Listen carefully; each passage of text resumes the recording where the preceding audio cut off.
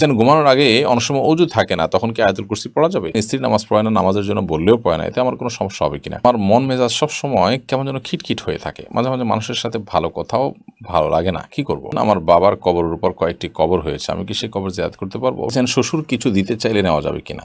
আমার মা আমাকে কথায় কথায় অভিশাপ দেয়, আমি মানসিকভাবে ভেঙে পড়ছি, আমার করণীয় কি? আমি কাউকে সালাম দিলাম, কিন্তু সে শোনার পরও জবাব দিল না, এই অবস্থা আমার করণীয় কি? অজু করে রাস্তায় বের হলে অনেক সময় বেগানা মেয়ে সামনে পড়লে ইচ্ছার বাইরে নজর পড়ে যায়, সেক্ষেত্রে ওযু নষ্ট হবে কিনা? ফজরের কতক্ষণ আগে তাহাজ্জুদ আদায় করা যাবে? ঘরে অনেক কিছুতেই ছবি থাকে, যেমন বই, পত্রিকা, ম্যাগাজিন, সেক্ষেত্রে কি ওই রুমে নামাজ হবে? পিতা যদি সুদের সাথে জড়িত থাকে তাহলে এর জন্য পাপ কি সন্তানের হবে? চলুন তাহলে আমরা প্রশ্নোত্তরের মূল পর্বে প্রবেশ করি। আরিফ হাসান লিখেছেন, শ্বশুর কিছু দিতে চাইলে নেওয়া যাবে কিনা? একটা হলো যে সামান্য গিফট, খুব সামান্য যদি কোনো গিফট দেয় তাহলে সেক্ষেত্রে সেটা নেওয়া যেতে পারে।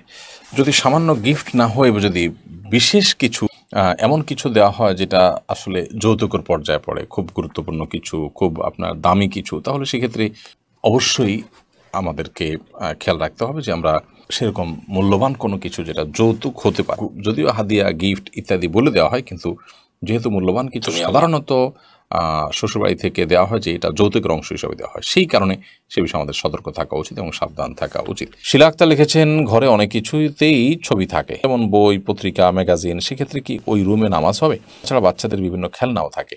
বনশীলা, ঘরে বিভিন্ন আসবাবপত্রে যদি প্রাণীর ছবি থাকে তাহলে সেক্ষেত্রে সেই রুমে, বিশেষ করে এটা প্রকাশ্যে যদি থাকে টাঙানো ইত্যাদি, তাহলে সেখানে নামাজ না পড়ে যেখানে নাই সেখানে নামাজ পড়া উচিত, অথবা ওখানে নামাজ পড়তে হলে সেটিকে যথাসম্ভব ঢেকে কোনো কিছু দিয়ে চাপা দিয়ে তারপরে বা ড্রয়ার ইত্যাদিতে রেখে তারপর নামাজ পড়া উচিত। এটি মাকরু হবে, তবে সেখানে নামাজ হবে না এরকম না, নামাজ হয়ে যাবে। ফাহিম কাউসার লিখেছেন, কোনো মহিলা হজ করলে তার নামের আগে আলহাজ লেখা জায়েজ আছে কিনা? নামের আগে আলহাজ পুরুষের জন্য লেখা যেখানে উচিত না সেখানে মহিলার জন্য কেন লিখতে যাবে? একই কথা, পুরুষ মহিলা কারোর জন্য এটা শোভনীয় নয় যে তিনি হজ করেছেন সেটি তার নামের আগে লিখে রাখবেন। এটি তার এখলাস এবং তার যে নিয়তের ব্যাপারটা আছে সেটা নিয়ে রীতিমতো ধোঁয়াশা তৈরি করে, এই জন্য এটা না করা উচিত। ইবাদত বন্দেগী এটা মানুষের কাছে বলে বেড়ানো সারা জীবন ধরে এরকম কোনো বিষয় নেই। হ্যাঁ, প্রসঙ্গ তো আসলো, ওখানকার কোনো ঘটনা বললো, সেটা ভিন্ন বিষয়, বাট আপনার আলহাজ উপাধি এটা সেটে নিজেকে হজ করেছেন সেটি জাহির করা অবশ্যই গুনাহের কথা। রফিকুল ইসলাম আপনি লিখেছেন, সর্বশ্রেষ্ঠ জিকির কোনটি? সর্বোত্তম এবং সর্বশ্রেষ্ঠ জিকির হলো লা ইলাহা ইল্লাল্লাহ। যদিও কোনো কোনো রেওয়ায়েতে আসছে যে কোরআনে কারীমকে সর্বোত্তম জিকির বলা হয়েছে এবং আরও একাধিক বর্ণনাও রয়েছে। জাকারিয়া রহমান আপনি লিখেছেন, পিতা যদি সুদের সাথে জড়িত থাকে তাহলে এর জন্য পাপ কি সন্তানের হবে?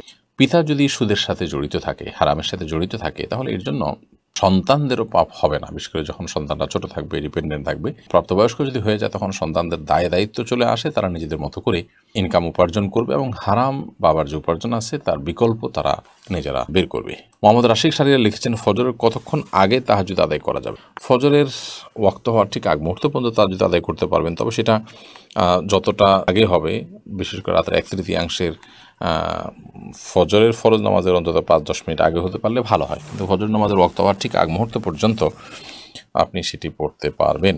ওয়াসি ইসলাম আপনি লিখেছেন, আমার বাবা নামাজ পড়ে না, বাবাকে কিভাবে নামাজের দাওয়াত দিব? আপনার বাবা নামাজ পড়ে না, সেক্ষেত্রে আপনার বাবাকে নামাজের গুরুত্ব আপনি বোঝাবেন। আপনার বুঝ যদি তিনি গ্রহণ না করেন তো অন্য কাউকে দিয়ে বোঝাবেন, আল্লাহর কাছে কায়মন বাক্যে দোয়া করবেন। এরপর তিনি যদি কাজ না করে তাহলে সেক্ষেত্রে আপনি তাকে জোর প্রয়োগ করতে, বল প্রয়োগ করতে যাবেন না বা তার সাথে ব্যবহার খারাপ করতে যাবেন না। এরপর এম কে করিম লিখেছেন, আজান শেষ হওয়ার আগে কি নামাজ পড়া যাবে?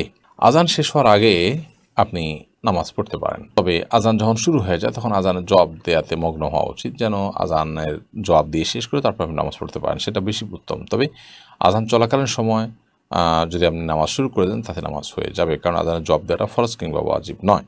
কে ইসলাম সিরাজগঞ্জ এআরডি থেকে আপনি লিখেছেন, অজু করে রাস্তায় বের হলে অনেক সময় বেগানা মেয়ে সামনে পড়লে ইচ্ছার বাইরে নজর পড়ে যায়, সেক্ষেত্রে অজু নষ্ট হবে কিনা? দেখুন, অজু করে বের হওয়ার পর কোনো গায়রে মাহরাম নারী নজরে পড়লে, নারীদের নজরে পুরুষ পড়লে তার কারণে অজু ভঙ্গ হবে না, সাথে অজু ভঙ্গের সম্পর্ক নেই। তবে এটা ঠিক যে ইচ্ছাকৃতভাবে যদি আপনি তাকিয়ে থাকেন এবং তার সৌন্দর্য অবলোকন করেন তাহলে আপনি গুনাহগার হবেন, এবং অজুভঙ্গ হওয়াটা তো কোনো দোষের না, সেক্ষেত্রে সেটা আপনি একটা দোষের কাজ করে ফেললেন। এই জন্য সে বিষয়ে আমাদের সাবধান থাকা উচিত। কোনো কারণে চোখ পড়ে গেছে ইচ্ছার বাইরে, তো এর কারণে গুনাহ হবে না ইনশাআল্লাহ, এবং অজুও ভাঙবে না।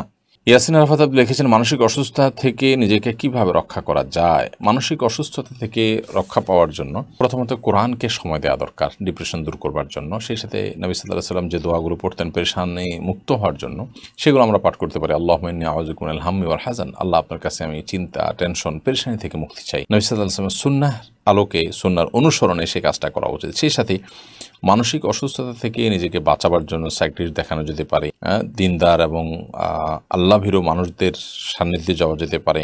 এভাবে আরও বিভিন্ন পদক্ষেপ এর জন্য নেওয়া যেতে পারে। মোহাম্মদ আসিফ খান আপনি লিখেছেন, আমি কাউকে সালাম দিলাম কিন্তু সে শোনার পরও জবাব দিল না, এই অবস্থা আমার করণীয় কি?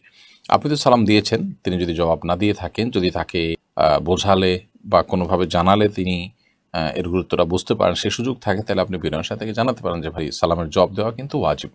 সালাম দেওয়া সুন্নত হলেও তার জবাব বা উত্তর দেওয়া, রিপ্লাই করাটা কিন্তু ওয়াজিব, না দিলে গুনাহ হয়। তো এটা আপনি করতে পারেন। আর যদি সেরকম কোনো সুযোগ না থাকে তাহলে আপনার বিশেষ কোনো করণীয় নেই, তিনি না দেওয়ার কারণে তিনি গুনাহগার হলেন। আতিক রহমান লিখেছেন, আমার মা আমাকে কথায় কথায় অভিশাপ দেয়, আমার বড় ভাইয়ের প্রবঞ্চনায় পড়ে, আমি সালাম দিলেও আমাকে গালি দেয়, অভিশাপ দেয়, আমি মানসিকভাবে ভেঙে পড়ছি, আমার করণীয় কি? দেখুন, মায়ের সাথে বিনয়ী থাকতে হবে এবং ভদ্রোচিত আচরণ করতে হবে, নরম থাকতে হবে।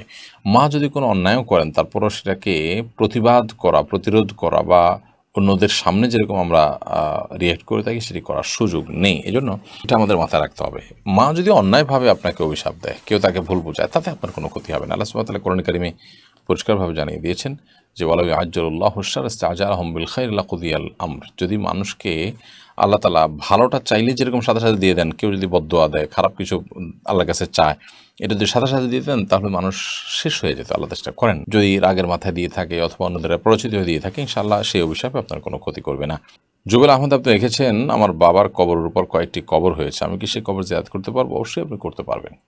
একই কবরে অনেক লোক দাফন হয়েছে, সবাই ধ্বংসাবশেষ সেখানে আছে বা সবাই লাশ সেখানে মাটি বা গলিত অবস্থায় আছে, কোনো অসুবিধা নেই, আপনি সেখানে জিয়ারত করবেন। আপনার বাবার কবরে, একই কবরে যদি অন্যদেরকেও কবর দেওয়া হয়, তারপর আপনার বাবা যদি কবর সেখান থেকে তুলে নিয়ে আনা হয়, বরং ওখানে উপরে আরেকটা কবর দেওয়া হয়, যেমন ঢাকার অনেক কবরস্থানে আছে যে নির্দিষ্ট সময়ের পর সেখানে আরেকটা কবর দেওয়া হয় কবরের উপরে। তো এর কারণে আপনি সেখানে জিয়ারত করতে কোনো অসুবিধা নেই। বন্যা মির্জা লিখেছেন, আমার মন মেজাজ সবসময় কেমন যেন খিটখিট হয়ে থাকে, মাঝে মাঝে মানুষের সাথে ভালো কথাও ভালো লাগে না, কি করব? আপনি কোনো ডাক্তার দেখাতে পারেন, সাইকিয়াট্রিস্ট দেখাতে পারেন, মানসিক কোনো ডাক্তার দেখাতে পারেন। সেই সাথে আপনার এই অবস্থা থেকে উত্তরণের জন্য যদি আপনার মনে হয় এটা হঠাৎ করে হয়েছে, আপনি রুকিয়া বা ঝাড়ফুঁক করাতে পারেন। কারণ অনেক সময় ব্ল্যাক ম্যাজিক অথবা দুষ্টজনের উপদ্রবের কারণেও কিন্তু মানুষের মধ্যে এ ধরনের সমস্যা তৈরি হবে, তাই সেই চেষ্টা আপনি করতে পারেন। এমনি আকরাম হোসেন লিখেছেন, ঘরে একা ফরজ নামাজ পড়লে কি উচ্চস্বরে কোরআন তেলাওয়াত করতে হবে আর উচ্চস্বরে তাকবীর দিতে হবে? একা একা যখন আপনি তেলাওয়াত করবেন তখন নীরবে কিংবা উচ্চস্বরে যে কোনোভাবে পড়তে পারেন। যদি অন্য কারো ডিস্টার্বের আশঙ্কা না থাকে আপনি উচ্চস্বরে পড়তেই পারেন। তাকবীর বিষয় যেটি, সেটা হলো যে আল্লাহু আকবার, নামাজের কথা আপনি বলেছেন। নামাজ যখন পড়বেন তখন উচ্চস্বরে কোরআনে কারীমের তেলাওয়াত আপনি রাতের বেলা নামাজ হলেও করতে পারেন, আবার চাইলে নীরবেও পড়তে পারেন। দিনের বেলা নামাজ তো ডেফিনেটলি আপনাকে আস্তে পড়তে হবে এবং তাকবীরগুলো আপনি উচ্চস্বরে দিবেন। সেই সাথে একামত দিবেন। একামত দিয়ে ইমামের যেভাবে নামাজ পড়ায় ঠিক ওইভাবে আপনি নামাজ পড়বেন। উদ্দেশ্য হলো অন্য কেউ যেন আমার তাকবীর শুনে, আমার একামত শুনে আমার সাথে এসে শামিল হয়, যোগ দেয়, এমনকি নফল নিয়তে এসে যোগ দিলেও আপনি জামাতের সওয়াব পেয়ে গেলেন। সেই উদ্দেশ্যে আপনি এটি করতে পারেন। রাব্বাতুল বাইত ইয়াটি থেকে আপনি লিখেছেন, একটা ছেলের সাথে হারাম সম্পর্ক ছিল, তওবা করে ফিরে এসেছিলাম, কিন্তু আমি আমার তওবা বারবার ভেঙে ফেলেছি। আমি এবার খুব সিরিয়াস। এখন যদি আমি আবারও তওবা করি, আল্লাহকে ক্ষমা করবেন? অবশ্যই আল্লাহ তাআলা ক্ষমা করবেন। আল্লাহ তাআলা তাওয়াব মানে যিনি বারবার বান্দাকে ক্ষমা করেন, বিধায় আপনি তওবা করতেই থাকবেন। তবে হ্যাঁ, এটা ঠিক যে আপনার আগের তওবাগুলোর চাইতে পরবর্তী তওবা অত্যন্ত স্ট্রং হওয়া উচিত। তা না হলে আল্লাহ তাআলার কাছ থেকে ক্ষমার আশা পাওয়া খুবই দুরূহ। বিধায় আপনার এবারের তওবা হওয়া উচিত আগেরগুলোর চাইতে শক্তিশালী, যাতে করে বেশি সময় লাস্টিং করে এবং সাস্টেইন করে, সেই চেষ্টা আপনি করবেন। এমনি মিজানুর রহমান লিখেছেন, স্ত্রী নামাজ পড়ে না, নামাজের জন্য বললেও পড়ে না, এতে আমার কোনো সমস্যা হবে কিনা? আপনার বলাটা যদি দায়িত্বশীলতার সাথে সর্বোচ্চ লেভেলের হয় এবং সব ধরনের প্রচেষ্টা থাকে এবং নামাজ না পড়লে আপনি তার সাথে থাকবেন কিনা সেটা নিয়েই বিবেচনা করছেন, সেরকম বার্তাও তাকে দেন, অর্থাৎ আলটিমেটামও দেন, সব কিছু করেন, এরপর তার যদি কোনো কাজ না হয় তো আল্লাহর কাছে আপনার দায় থাকবে না ইনশাআল্লাহ তাআলা। তবে আপনার চেষ্টা অব্যাহত রাখা উচিত। আব্দুল সাত্তার লিখেছেন, ঘুমানোর আগে অনেক সময় ওযু থাকে না, তখন কি আয়াতুল কুরসি পড়া যাবে? অবশ্যই পড়া যাবে। আয়াতুল কুরসি পড়ার জন্য ওযু করা জরুরি না, মুখস্থ তেলাওয়াত করতে হলে ওযু আবশ্যক না, বিধায় আপনি অবশ্যই ঘুমানোর আগে ওযু না থাকলে আয়াতুল কুরসি কেন 3 কুল কোরআন কারীমের অন্যান্য সূরাও আপনি পাঠ করতে পারবেন।